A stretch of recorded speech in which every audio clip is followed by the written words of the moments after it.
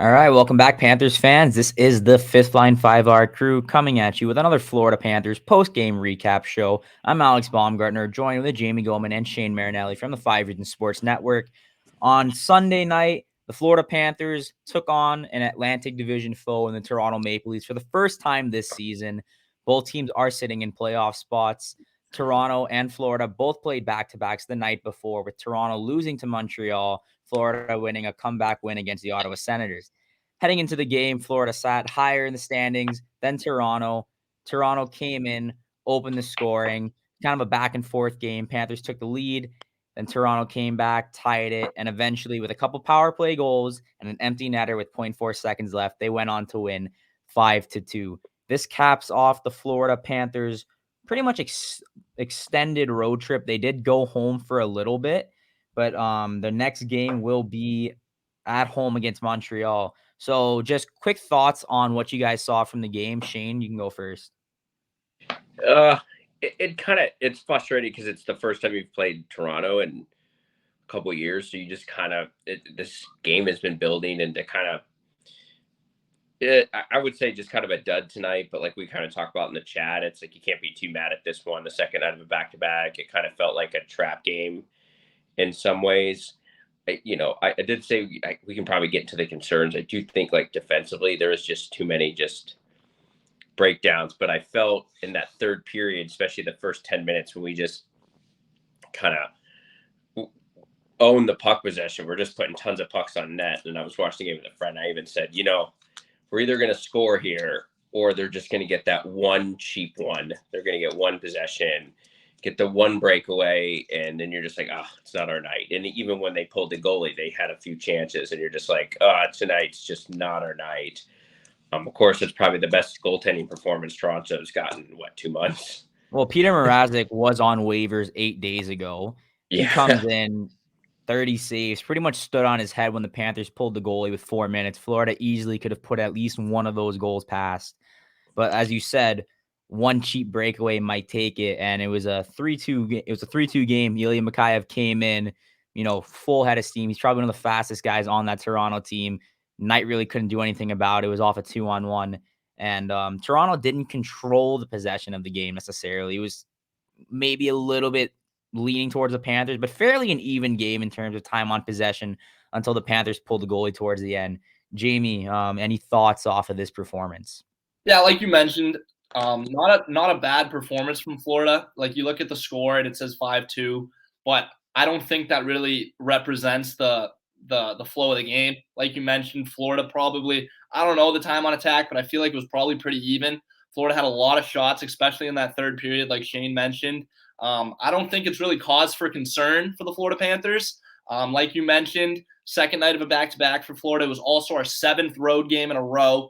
I think 9 of our last 10 have been on the road. So, I mean, it makes sense. It makes sense to lose a game like this. Of course, Jonathan Tavares, Florida Panthers franchise killer. We've seen that before. He had 2 tonight. But I don't think it's anything where like we need to sound the alarm or anything like that. We'll come home, we'll hit the reset button, and I think this team will be fine. Yeah, so as you can see down there, it says 9-1-1. So entering tonight's game, Panthers were 9-1-1 in the last 11 road games. Obviously, dropping another one tonight. So I think that's 9. Is it 2-1 or 9-1-2? I don't exactly know which one's which for the non-overtime. But basically, at the beginning of the season, there was a lot of road worries. We talked about it a lot, like what's going on the road. It seems like now it's kind of just simplifying all, like Shane said. Playoffs are coming. We need to just simplify maybe the neutral zone turnovers, maybe the defensive zone breakdowns. The Panthers don't spend a lot of time in their defensive zone. So a lot of those goals are going to be coming off of turnovers, maybe a collapse in the neutral zone, as we saw in the Mikheyev goal where he had the 2-on-1 turn into a breakaway. Looking ahead, what specifically do you want to see heading in towards the playoffs? Obviously, we don't have Lundell back yet. Ekblad won't be back until the playoffs. It's basically just forming what you have right now and getting ready for the bigger test, because that's the real season, right?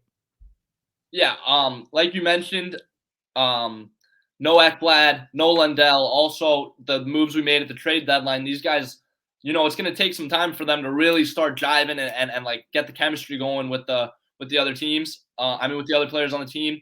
But we've been on the road for our last 7 games. Like the Claude Giroux, Robert Haig, and Sherrod haven't even been in South Florida for a practice yet.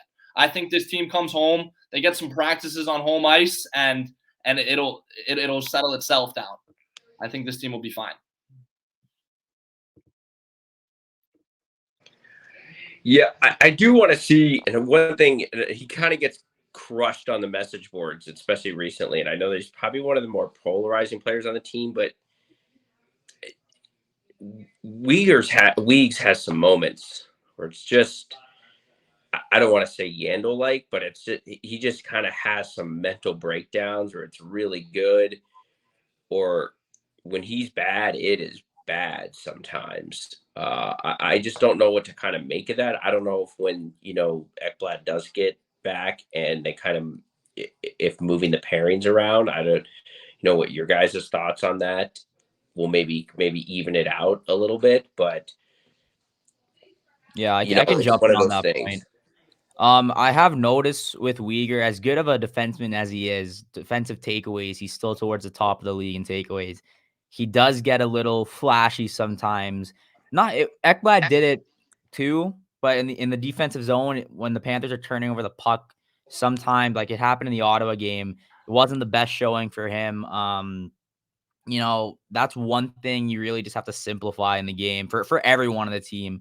Sometimes the easiest thing is just to get the puck out of the zone and not. The Panthers are a very transition oriented team, specifically when they get going off the breakout, and the breakout starts with a defenseman. But sometimes they're trying to feed it up the seam before hitting the winger on the board and then having the centerman cross up through the middle. Sometimes they're bypassing that and trying to go straight to the middle. Oftentimes, an attacker is going to come to the middle and you can intercept that puck. So I think it's more of just, hammering down simplicity in the defensive zone and then neutral zone as well. Yeah, I definitely agree. Uyghur's been a little shaky the last couple games, but I do think a lot of that has to do with he just lost Ekblad. He's got Sherrod now he's getting used to, and it's just going to take time for the new players to get used to the team already in place, and like with injuries and stuff, it's just going to take time to reset. Another thing I do want to mention, unfortunately, Uyghur hasn't been playing his best hockey, but the performance, I know he scored tonight, but like other than the goal, the performance of Brandon Montour has been great the last couple games. He's been really active in the offensive zone. He's had some good scoring chances. He's holding it down on the defensive zone. I really liked his energy the last couple games. Yeah, I'm gonna have to agree with that point. I made a couple tweets about that. We saw it last year in the playoffs where he was kind of jumping up in the rush, but it wasn't necessarily the best timing. Now you kind of see it more where the puck's already being possessed in the offensive zone, and then he creeps in behind, which is what happened in the Toronto game. Puck was possessed in the offensive zone. He kind of crept up onto the left circle, and Bennett found him wide open in the net. A couple games before, Barkov was circling the point. Montour decided to jump up knowing Barkov had the possession. Barkov threw the puck towards net. Montour was right in front. I know in the Ottawa game, same thing. Montour was in front of the net, almost scored. Another guy that's kind of doing the same thing. I've seen Ben Sherrod a little bit, kind of jumping up in the play. And you know what? When he has the puck on his stick and he's moving, for a bigger guy, he's getting the chances. So for a guy they brought in to be a defensive defenseman, I think he might turn into a little bit more than that. Obviously, jumping up in the rush isn't necessarily his role. You got guys like Montour, Forsling, Uyghur to an extent. But it's a good mix of the defense, and I like to see how the blue line kind of takes shape coming into the playoffs. Yeah, it'll definitely be interesting to see. I liked your point about Sherrod. He's been good. Like you mentioned, we kind of brought him in to play that defensive defenseman kind of role. But I mean, he has some offensive tools as well. And he's been kind of letting those show in the last few games. He's been taking that void that Ekblad left when he lost, when he got injured. And it should be really interesting to see what coach does with the defensive pairings and what this defense looks like come playoff time. Yeah, so looking ahead, we have the Montreal Canadiens coming up next, who hasn't necessarily been the easiest opponent for a lot of teams that are competing. Obviously, they just beat Toronto the 2 games before, 2 days before. They had Florida and had them kind of on the ropes, 4-3 win. And even when they came to Sunrise, the same thing happened where Montreal kind of took the lead until Florida was able to kind of take control of the game. Shane, do you have any other thoughts that you've seen over this like extended road trip that maybe you liked from the Panthers? Obviously, this game they didn't have the best performance, but Spencer and I had to play a lot of games because of the Bob illness, and then Bob was able to kind of step in and rejuvenate himself after a bad first period in Ottawa. Yeah, I think, just obviously Barkov and Huberto continuing to just play like monsters. And just kind of the depth and scoring they continue to have. I think Reinhardt is still quietly amazing. Like, I don't think people are talking about how well he's playing this year enough.